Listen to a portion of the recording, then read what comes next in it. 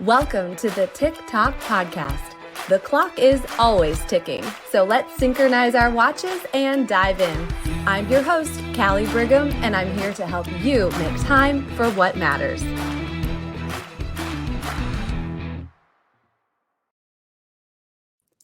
Hey friends, welcome to this Friday bonus episode that I have been thinking about how to describe what I feel like is going to happen. And obviously, I never know what's going to happen in a podcast episode, but what I do know for sure is that this is going to be a critical conversation. Yeah. This is going to be a conversation that shines light, that helps us understand ourselves and others, helps us learn, helps us be better. And when I thought about what I wanted this podcast to be, I envisioned these Friday episodes because I envisioned having a chat with someone who was able to bring out new thoughts, new feelings, new perspectives in a way that resonated with people that maybe they didn't even know they needed. And I knew I couldn't do that on my own. And that's why we have these Friday bonus episodes. So you guys, here today is a new friend of mine. And that's the other cool part about it is these friendships that we're making across the country through this. And I can't wait to connect her with you. And vice versa. Jana Fuchs, she is a soul coach. What a great title. I think I might have to steal that at some point, Jana. She's a soul coach for busy moms raising uniquely wired kids. She hails from a long and rewarding background as a licensed psychotherapist and is an expert in helping. Are you ready? Raise your hand if this is you, stressed out super moms. Okay, yeah, we're both raising our hands. Jana's raising her hand. I'm raising my hand, Jana. And guess what she's going to help us do? Become our own healers to getting to the core of our limiting beliefs, igniting self-care with confidence, and leveraging strength in community. Let me tell you just a couple more things about her before I officially welcome her. She's the host of a globally acclaimed podcast, She Illuminated. So we're going to link to all this in the show notes. You can check it out on Apple Podcasts and Spotify, of course. Her favorite title, however, and the hardest title and the best title is Mom to her two incredible kids, one of whom is gifted, autistic, and has ADHD. Jana has witnessed the evolution of countless clients due to their commitment to themselves, their willingness to embrace imperfection, and the resilience of the human spirit. Please welcome to this critical conversation, my friend, Jana Fuchs. Welcome. Wow. What an intro. Callie, thank you so much. Girl. Yeah. Let's do this. So, Jana, just so everybody knows a little background. Sure. We are, and I am in a podcast community where we support each other and help each other. And I made a request because I wanted to have this platform here for maybe some women that listen to the show and think, I hear what you're saying, Callie, but I have another side of me. There's a piece to me that just doesn't quite click with some of the things. And I thought maybe a woman who experiences, whether she's diagnosed in this way or not, but experiences maybe some ADHD or some of the traits of that might need a lens in which to look through this, might need a tool, might need girl, you're good. You're okay. And I didn't know how to do that myself. And you were the referral, Jana, and I could not be more pleased that we're going to get to learn from you today. So let's go, girl. Let's go. Tell us, I guess, just a little bit about you and your journey and how we're sitting here today together. Yeah, well, let me roll up my sleeves. One of those. Okay, I got my notebook. I'm ready. So a little bit about my journey. Well, in the way that it pertains to first, let me start with the ADHD piece. And I don't know if you want me to say a little bit about the work that I do and how my ADHD kind of comes into that and how it kind of plays out and how I manage it. But I can kind of break it down for you by starting with how ADHD manifested when I was younger, but I didn't know that I had it. And this is the story that you probably have heard with various friends that you have, with family members, with women specifically. Because back in the 80s, and I was an 80s child. And so back then, girls they did not frequently get a diagnosis of ADHD because it was thought that the H part, the hyperactivity part, and back then it was just called ADD, but the neuropsychologists who did the testing were often looking for that hyperactivity component, right? And girls, now there's sometimes exceptions to this, but girls are not typically the ones who are bouncing off the walls, right? Boys, tend to be more on the hyperactive side. So it's not always so obvious with girls. Girls are also very clever in finding ways to cope by using it's not, they don't do this consciously, but subconsciously they kind of like cover up their symptoms. Some people call it masking, and they find these like brilliant strategies to get themselves through. But often there can be this feeling of, I don't know why this thing is so much harder for me, or frustration because, in my case, I sensed that I was smart, but it was harder for me to organize myself, to get started on a project, to know how to set myself up, the sequential steps to take. And I think, I think I felt a sense of shame, if I'm being totally honest, that I couldn't. I think I was embarrassed. I think I was embarrassed to say to a teacher or a parent, this thing feels harder for me than it does for my peers. And so I just, even as I say that now, I wish I could go back in time and say to myself, it's you're smart. It's not that you're not smart. It's that your brain is literally wired differently. And there are so many things that exist that can help to support you. And P.S., you're one out of like every 5 people who has this. So some sort of, a neurodivergence occurs in about 1 out of every 5. So that would have felt helpful to me to know back then.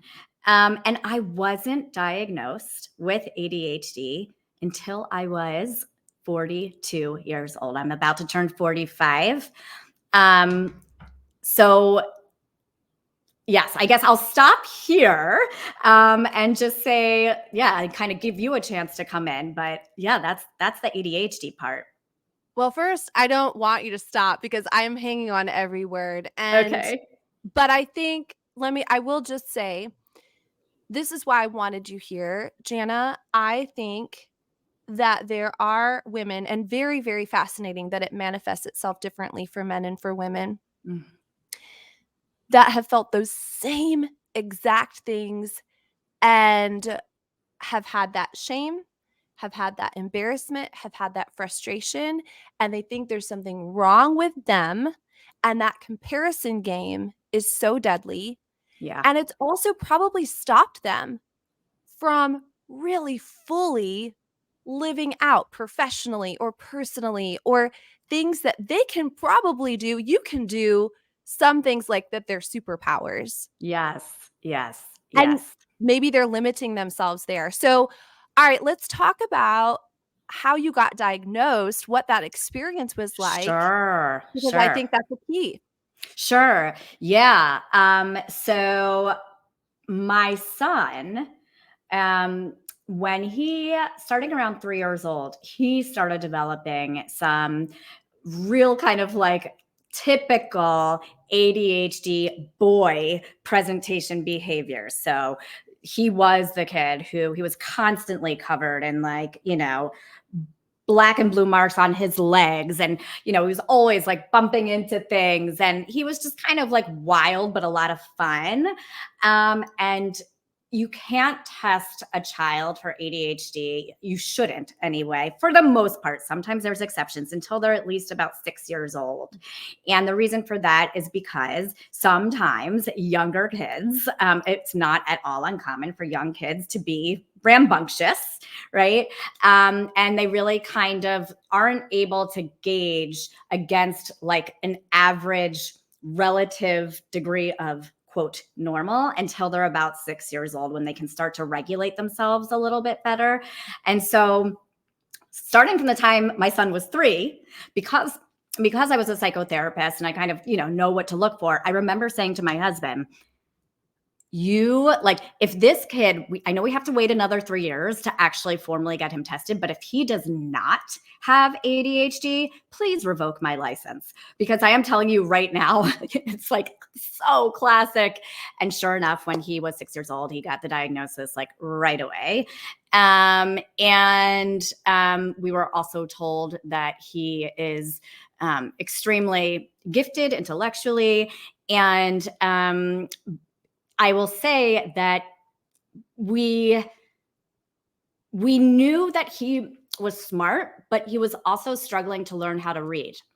And he was in the middle of 2nd grade. We really didn't want to start him on medication because, it's kind of like you have to kind of come to terms with the fact that do I want to give my kid a stimulant? How do I feel about that? What are all the side effects? Like, how long is he going to need to stay on it? Ultimately, we found that if we didn't give him the stimulant, it was going to be exceedingly difficult for him to just even learn how to read, right? And that's like the foundation for everything else. So we ultimately, quote, bit the bullet. We found an amazing doctor, and we started him on a teeny tiny dose of a stimulant. And when I tell you, his reading took off almost instantaneously. And his teacher said to us, in her 20 years of teaching, she has never witnessed such a rapid transformation. Now, I will say, being a psychotherapist, I had suspected for many, many years that I had ADHD because I tend to exhibit, I'm, like I said, not so much hyperactive, but sometimes I kind of can be daydreamy, or I have trouble getting organized, right? Like, how long did it take me to send you my sheet back in my Google Doc with my summary, right? Like, it's still, No it's judgment, not, no judgment. it never goes away, right? But it's something that I manage. But what I'm getting at is that the change that I witnessed in my child when he started on that medication, in addition to helping to support with the executive functioning piece, which is a process that helps us to plan and organize and execute. Once I kind of saw the collaboration between those two things supporting him, or the combination of those two things, I was like, I think it's getting harder and harder for me to naturally manage mine with my long implemented coping strategies. I think it's time I got an evaluation. And it was so validating. Yeah. Yeah. So I will say that this is not at all, my story is not unique. This story is echoed throughout, the voices of so many women, because I talk to a lot of people in my field, and also on my podcast. And yeah, it's really, really common. So yeah, I'll stop here because I want to give you a chance to ask questions. Yeah. I love that word, validating. And that's really, I think, what I want to stamp on today's podcast, if there's one word. So, Jana, like you said, this obviously is your individual experience, and at the same time, it's so common. So, would you tell us like a few of the things, whether it's the behaviors or the coping or the things that you were doing without even Mm, realizing it or mm, experiencing it, so that maybe there's somebody listening that, I mean, they're going to start checking some things off and say, okay, yeah. wow, I just thought that was me. So, Mm, describe a few of those things for us. yeah. Well, the first thing I will say, and I don't want to get too tangential with this, hormones for women approaching 40 and really from 40 leading into menopause, like brain fog can also increase, right? It's kind of that like premenopausal, menopausal brain that kind of starts to kick into action, into high gear. And that can also mimic effects of ADHD. And so that's just something to keep in mind. And I'm actually going to be doing a podcast soon with an NP who specializes in all of this and women's hormones. Jana, so am I. I have a guest lined up who's gonna be sharing about this too. How crazy is that? Because you're right. These are the inner workings. We can't see this on the outside. We look at us on the outside, we don't know. Right. We've got to address what's going on the inside. And there's so much new information coming out that our moms didn't know, right? Everyone just thought, oh, you get some hot flashes and you move on, right? And there are so many changes that happen in these years. And so I'm sorry if you're still in your 30s and you're like, this doesn't apply to me. Just wait, it will. File this one away. This is episode 49. You'll go back and you'll hear it. That's right. So in any event, so I will say in terms of behaviors that I was noticing in myself that I was like, okay, I need help with this. Like I've coped very well, right? Like I'm a pretty high functioning person. I got it together in school. I went to a good college. I went to like a really, highly esteemed graduate program. But when I starting around like 39, 40, like it was almost like my short-term memory was more impacted, just like more forgetfulness and things I wouldn't normally forget. For example, I went grocery shopping, got a bunch of things, picked up, some milk, came home. It was nighttime, went to go make breakfast for the kids the next morning, went to take out the milk. And I was like, I could have sworn I bought milk. Like, what? And then I was like, oh, shoot. I hope I didn't leave any groceries in the car. And sure enough, went out to the car and there was still a bag of groceries in the back seat with milk, now spoiled. And it like kind of freaked me out, right? And we all forget things sometimes, like where'd I put the car keys? Where'd I put my phone, right? But an entire bag of groceries, right? And that's just like, that wasn't like a one-off kind of like things like that were happening to me more frequently. So I will say short-term memory was something that was impacted a couple of times. So I had never, ever, as a psychotherapist, I had never double booked an appointment. Like I've always been really good with that. Twice in a year, I double booked. And I was mortified, right? Because I value my professionalism and I felt awful. Like one of my clients had to go home and then, accommodate coming in later. And, of course I comped the session, but I was mortified, right? And I was like, okay, I need to kind of like look into this. And seeing my son's, like I said earlier, his success was actually what inspired me to know that help is there and it can make a huge difference if you get the right kind of help. So those were some of my behaviors and coping strategies I could absolutely get into if you'd like me to. Let's absolutely do that. And so really, just to clarify, you're not talking about a one-off. You're not talking about where we all have those days that, things just got crazy. You can start to tell this is habitual. This is not something that you want to just overlook and dismiss. Like this was starting to be something that you knew needed to be addressed. Right. And one differential point that I want to make, which your question just prompted me to make, is that ADHD, it's not one of these diagnoses like anxiety, where it can pop up at any time in someone's lifetime, even if there's no previous history, and then suddenly you have ADHD. That's not really how it works. One of the defining criterion is that you need to have had the majority of symptoms that are that are required in the Diagnostic Statistical Manual since childhood.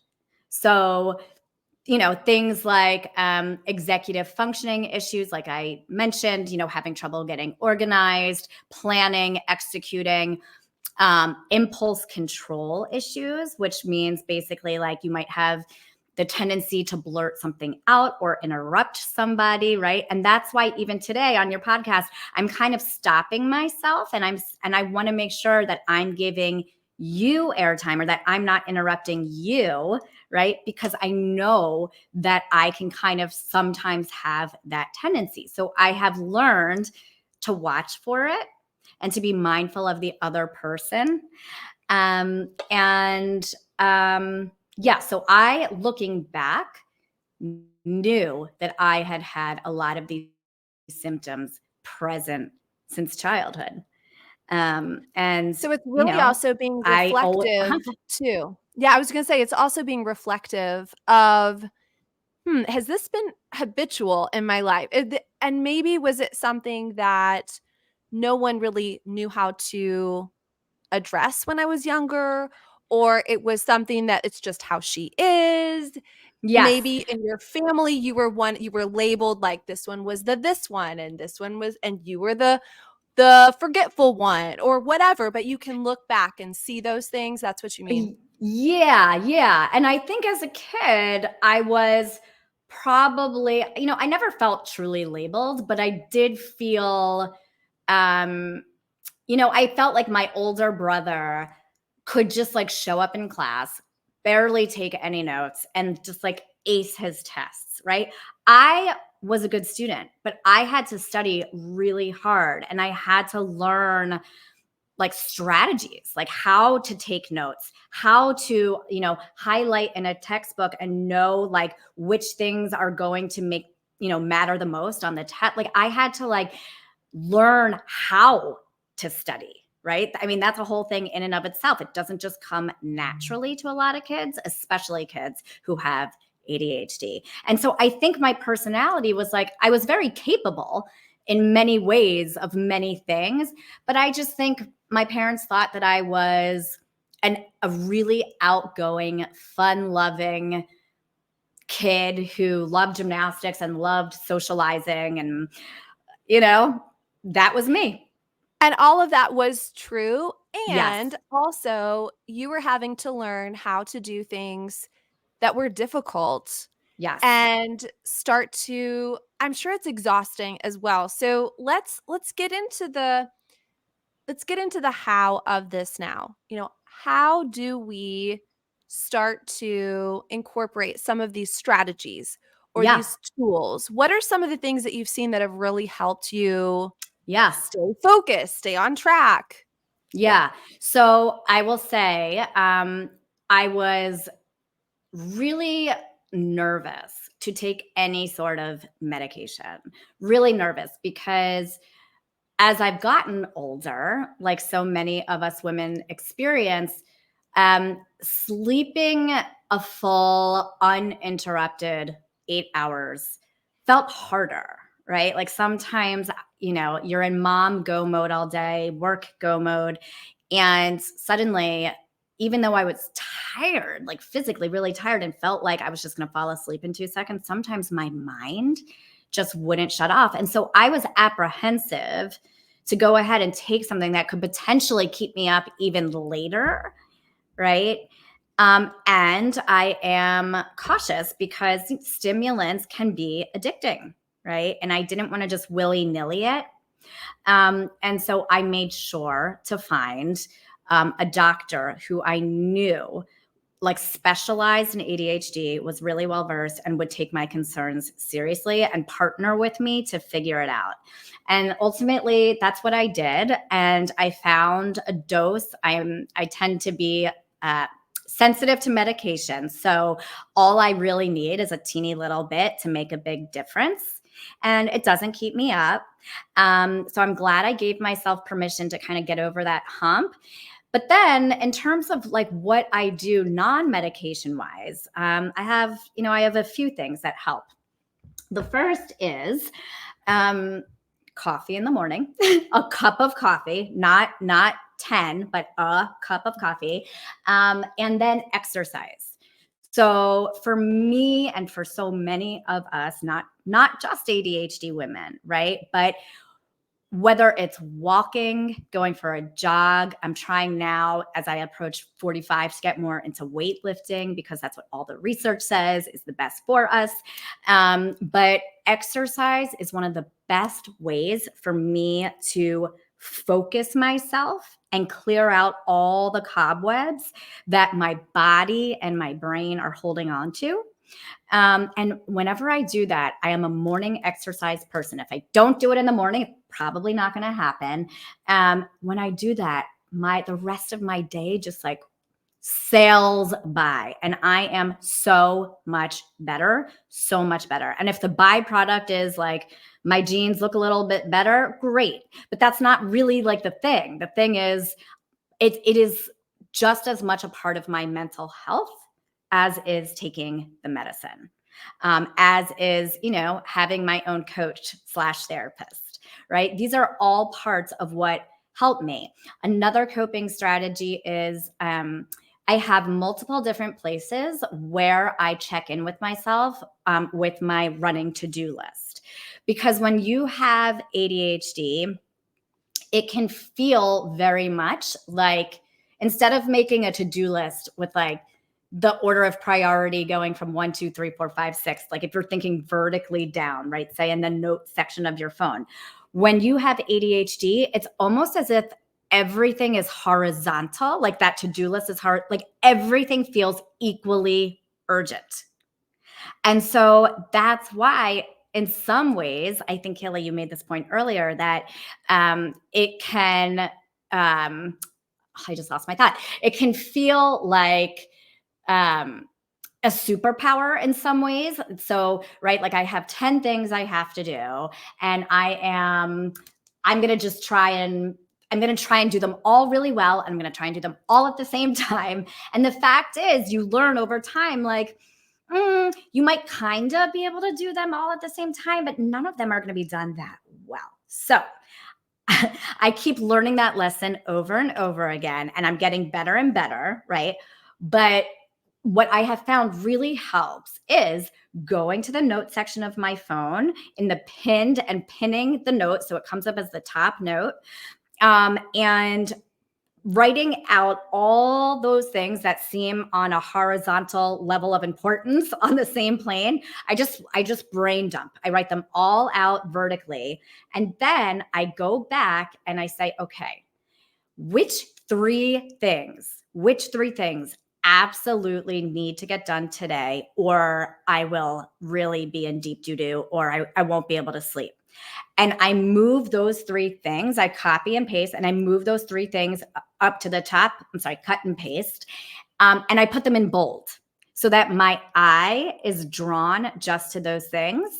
And to give me some more breathing room so I don't stress about the other things, I'll put some space, like literal, just like space in the notes in between those top three bold things and all the rest of the things. And what I'll do is I'll look at the rest of my week, and then I'll do the same thing, but for tomorrow. So I'm like, okay, so what needs to be done today and then tomorrow, right? And so it's always three things, no more.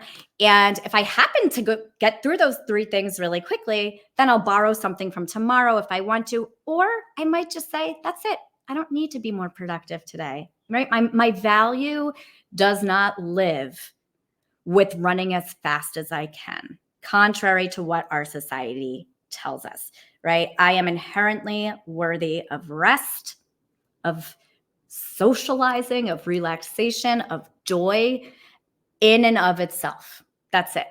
So it really just depends on my day that day.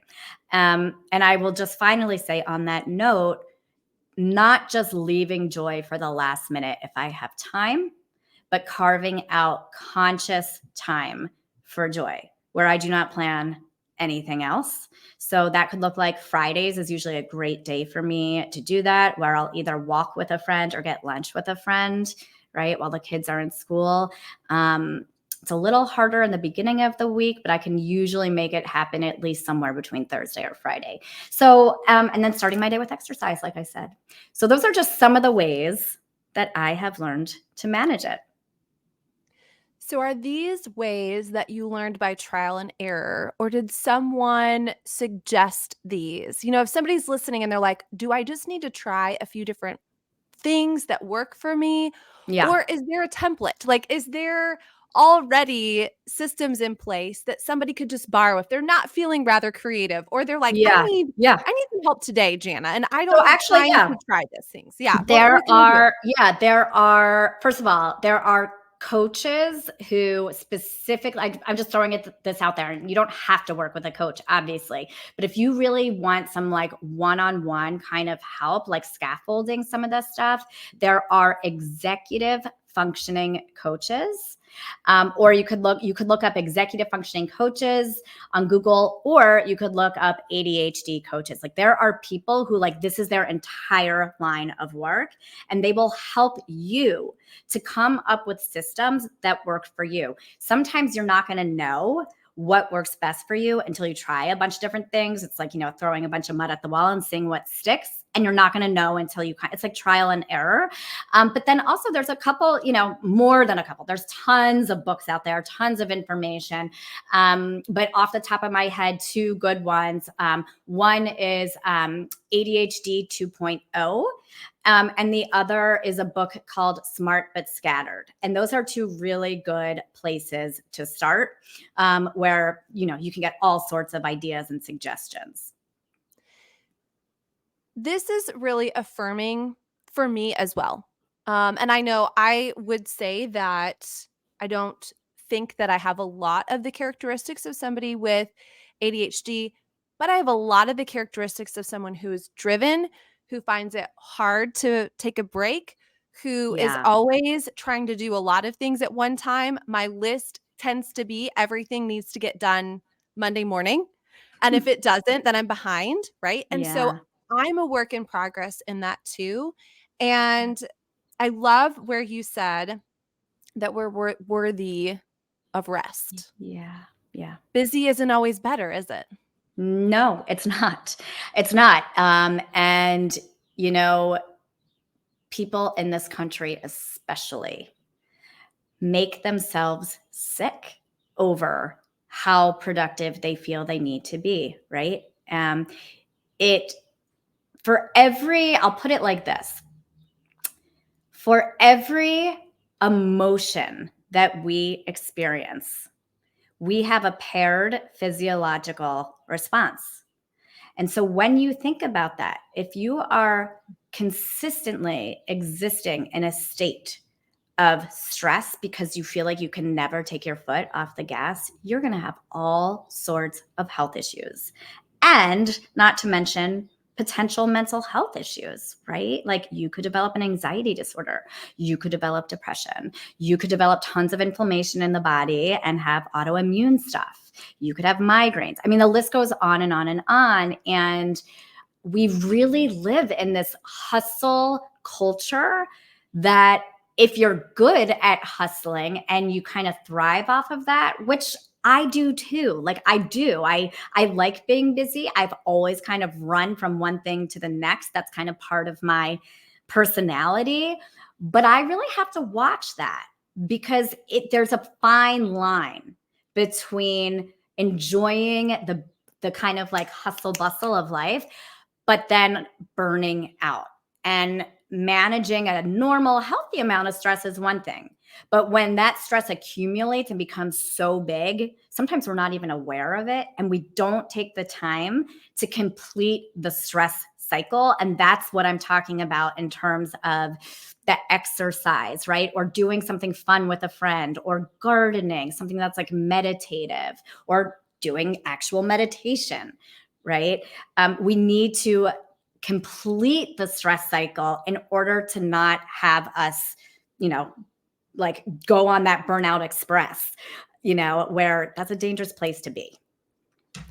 It is a dangerous place to be. And there seems to be a culture that there's almost a hierarchy, right, of women that Yeah. are burning the candle at both ends. Yeah. And if there's anything I've been learning in these last month and weeks of doing this, it is the honor of caring for yourself well Yeah. and of having that margin. And Yeah. I mean, we could be as dramatic as we want to, but it could be a matter of life and death. And so to really incorporate that in our schedule, just like we would anything else. Yes. So I have a feeling that my listeners are going to want to continue connecting with you. Yeah. Let's talk about that. How, and I'll put this in the show notes too. Tell us again about your podcast, your website, Yeah. what they can do so that they can further getting to know you and what you're about, Sure, Jana. sure, sure. So, and something I haven't talked about yet, and I'll just mention it briefly here, is the work that I specifically do as a coach is I am a soul coach for women who are raising kids with ADHD and or autism. And I got into this work because it is coming directly from my lived experience as a mother raising a child who is both autistic and has ADHD and is gifted and incredible and amazing and the sweetest and like so lovely and empathic and affectionate and all the things. But that is really kind of like my way of kind of giving back and like having an impact that actually really is needed and means something. And moms like me need other moms who get the nuanced struggles and the concerns and the worries and the fears. Like moms like us really need community, and that's where my coaching really kind of thrives, is bringing together communities of women in my workshops, in my summits, in my group coaching programs. I do also do some private one-on-one coaching, and then I still see a few therapy clients on the side here in Illinois. But my online coaching is available internationally, and you can go online to www.janafuchscoaching.com, and you can book a free discovery call with me there. It's 30 minutes long. It costs nothing, just to see if, we would be a good fit and to answer any questions that, you might have. You can also, if you want to follow me on Instagram, it's at Jana Fuchs Coaching. Perfect.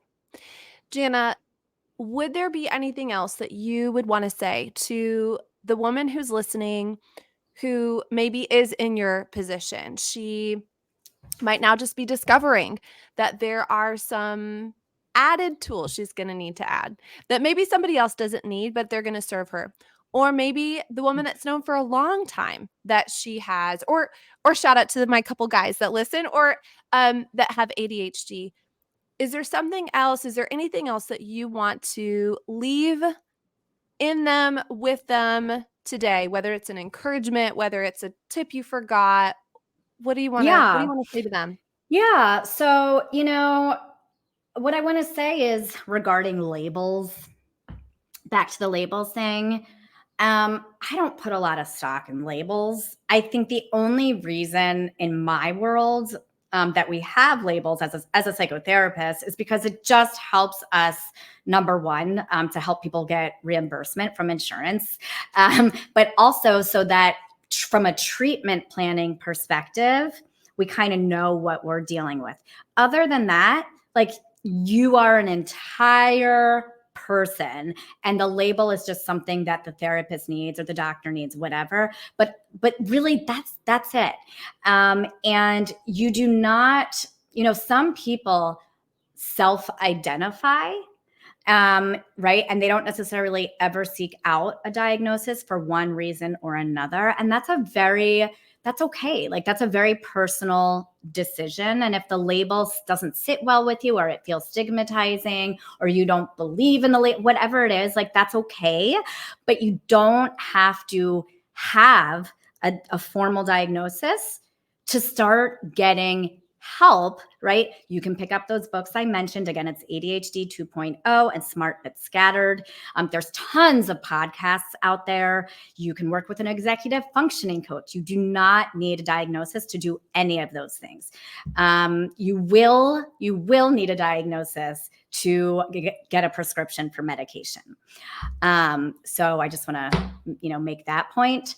And, the other part of my message to you is you are so not alone. And ADHD in many ways is can actually be like a really cool thing to have. We tend to be more creative than the average person. We tend to be more social. We can be like the life of the party.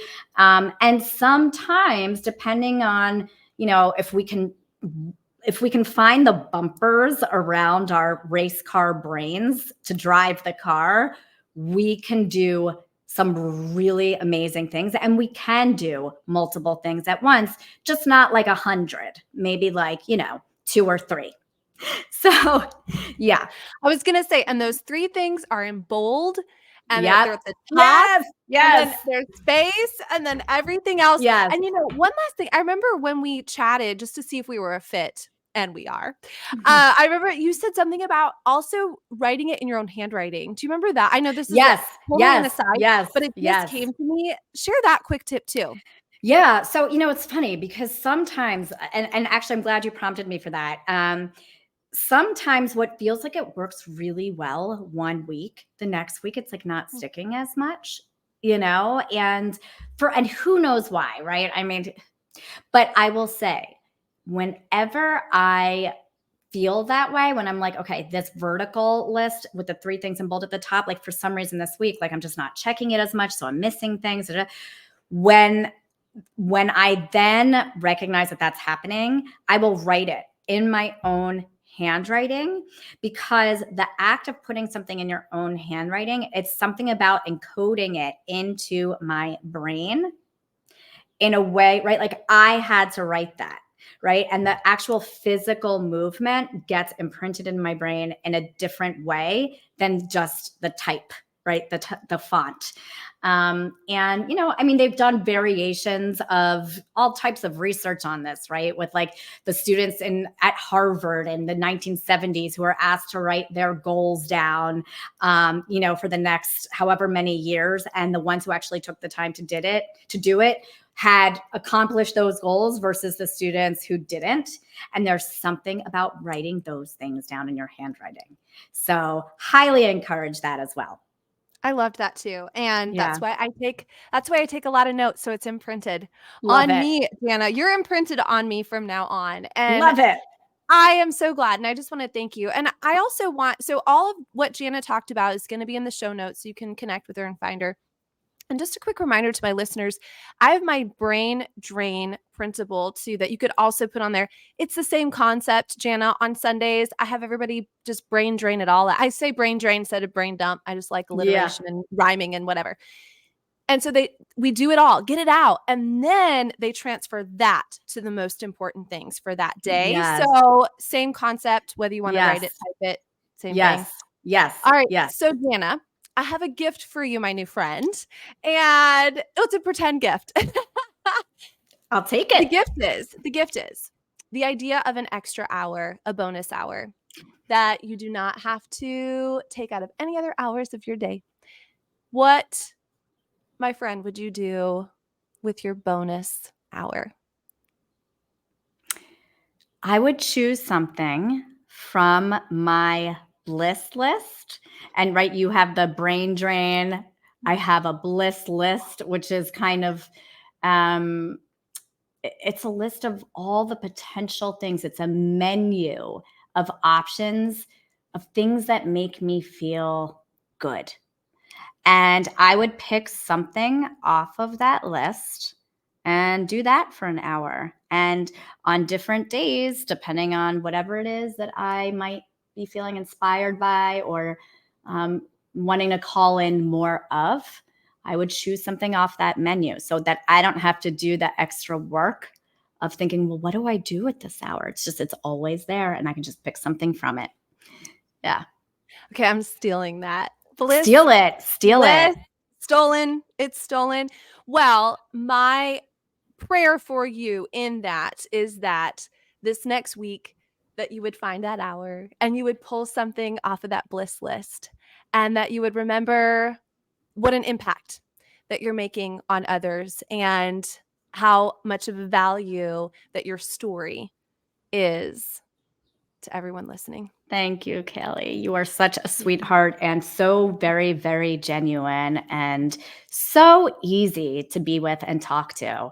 And I just want to say a huge, huge, wholehearted thank you for having me on your beautiful show. And I will just shamelessly plug one more time that if any of your listeners relate to my story in terms of, if you're a mom who you yourself are neurodivergent, meaning that you have ADHD, or if you're autistic, or if you have dyslexia, right? These are all kind of parts of the same area of the brain that, certain processes feel more cumbersome for us.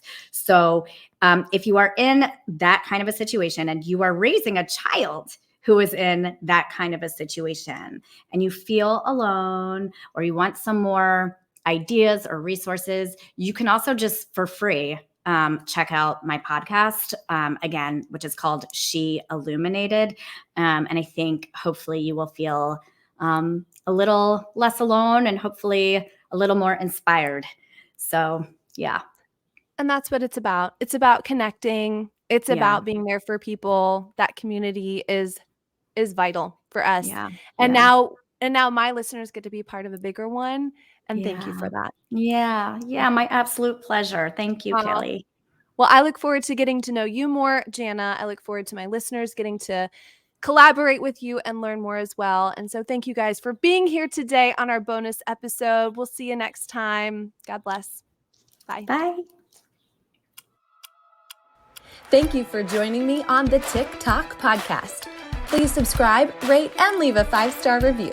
Your feedback fuels our mission to help you master your time. Set your alarm for our next episode, and until then, make every moment count.